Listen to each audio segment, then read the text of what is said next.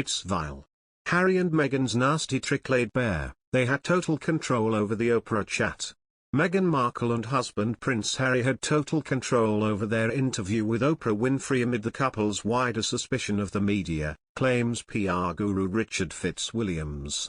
Richard Fitzwilliams, 71, has shared how the Sussexes' multi-year production deal with Netflix is not only a money spinner, but is a symbol of the couple's wider suspicion of broadcast media. The public relations specialist claims they only agreed to their landmark interview with Oprah Winfrey back in March because they had total control over it. He shared, "I think the control was pretty total in the Oprah Winfrey interview, for CBS," he says. "She was on their side and knew what message they wanted to put across, just as I think they knew what the questions were going to be. They were going for emotion and had an initial favorable response in the places where they wanted it. I imagine they will expect more of the same with Netflix, and that deal will, of course, make them a vast amount of money as well," he added to this week's Radio Times.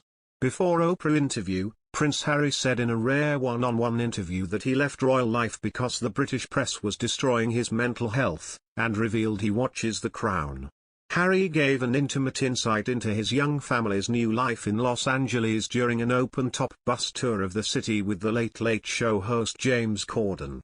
"We all know what the British press can be like, and it was destroying my mental health," said Harry, who relocated to the United States with wife Meghan Markle last year.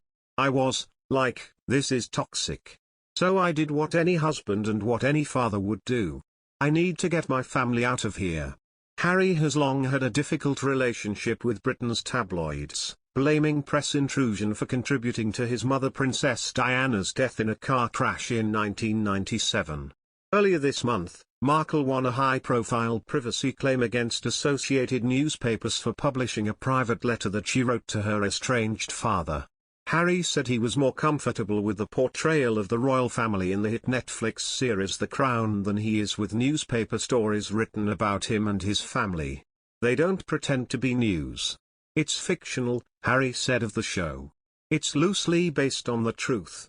Of course, it's not strictly accurate, but it gives you a rough idea about what that lifestyle, what the pressures of putting duty and service above family and everything else, what can come from that."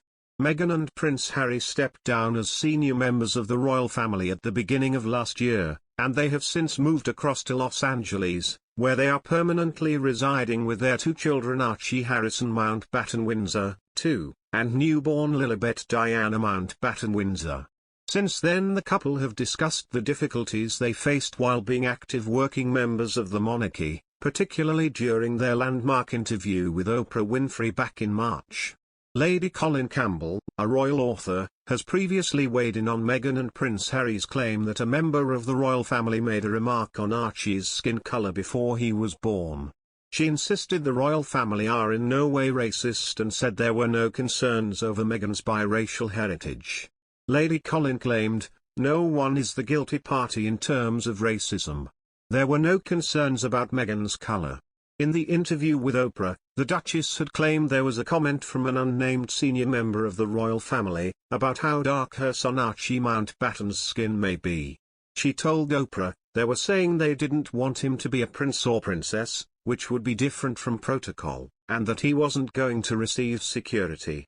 "This went on for the last few months of our pregnancy where I was going, hold on for a second."